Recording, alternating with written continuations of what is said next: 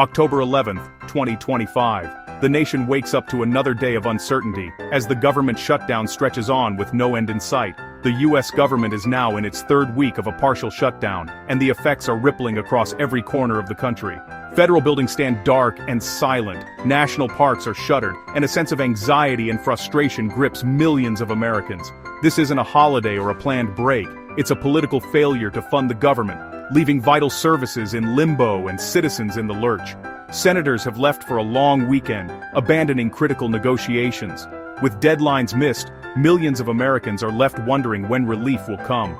The most urgent impact is on the military. Paychecks are now at risk, with the payroll deadline looming and no agreement in sight to resolve the crisis. Essential services are stretched thin. Air traffic controllers, food safety inspectors, and countless federal workers are facing the prospect of missed paychecks and mounting bills.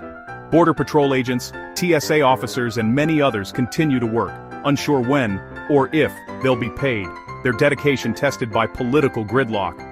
This shutdown is a self-inflicted crisis, paralyzing the country, stalling progress, and leaving Americans waiting for the leadership and solutions they desperately need.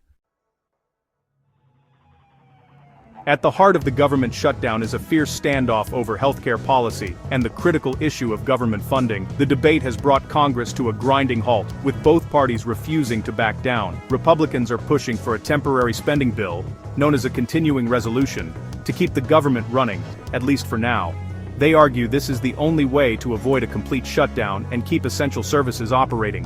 But Democrats are blocking the measure, insisting on an extension of Affordable Care Act tax credits. They warn that without these credits, insurance premiums could skyrocket for millions of Americans, making healthcare unaffordable for many families.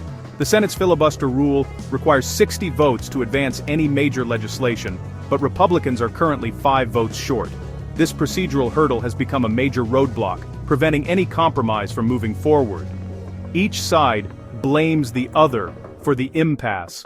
Republicans accuse Democrats of holding the government hostage over partisan demands, while Democrats say they're standing up for working families and protecting them from unaffordable healthcare costs that could devastate household budgets. The consequences are real. Military pay, federal worker salaries, and essential government services are all at risk as the stalemate drags on. The result? A legislative deadlock with military pay and vital services hanging in the balance, leaving thousands of families anxious about their future.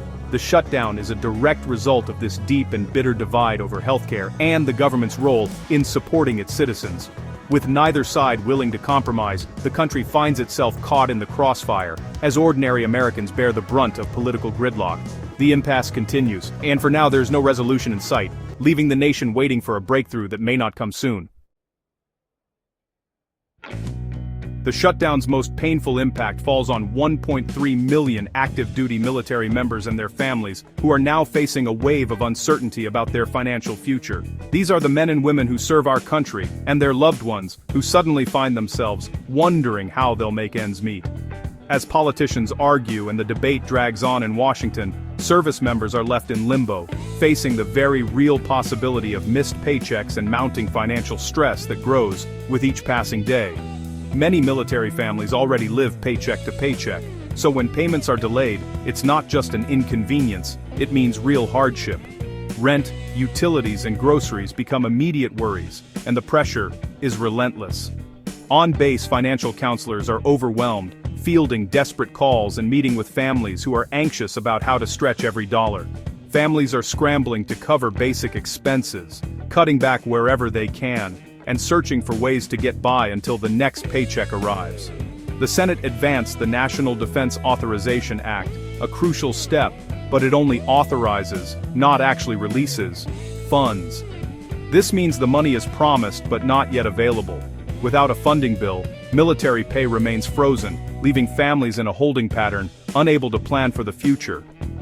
For those serving abroad and at home, this uncertainty feels like a profound betrayal by the very government they serve and protect. The difference between authorized and appropriated funds is everything to families waiting for their next deposit. One is a promise, the other is a lifeline. Our troops are caught in a political trap with no relief in sight, and the uncertainty only deepens as the shutdown continues.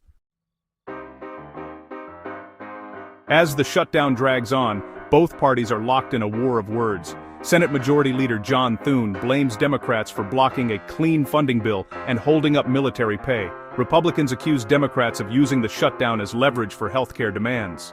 Democrats, led by Chuck Schumer, argue they're fighting to protect families from soaring insurance costs. Behind the scenes, a few bipartisan talks are underway, but no breakthrough has emerged. Some Republicans are even considering changing Senate rules to break the deadlock. The rhetoric is escalating, but solutions remain elusive. The nation waits as leaders trade blame instead of finding common ground. The shutdown's impact reaches far beyond Washington. Hundreds of thousands of federal workers are furloughed or working without pay, lining up at food banks and applying for unemployment. Small businesses and contractors face layoffs as government payments freeze. National parks and museums are closed, research is stalled, and the economy slows. The shutdown erodes public trust and weakens America's global standing. Citizens grow more cynical, feeling powerless as partisan warfare takes priority over their well-being. The longer the shutdown lasts, the more the fabric of civic life unravels. This is a test of leadership and responsible governance. The consequences are real, and every American is paying the price.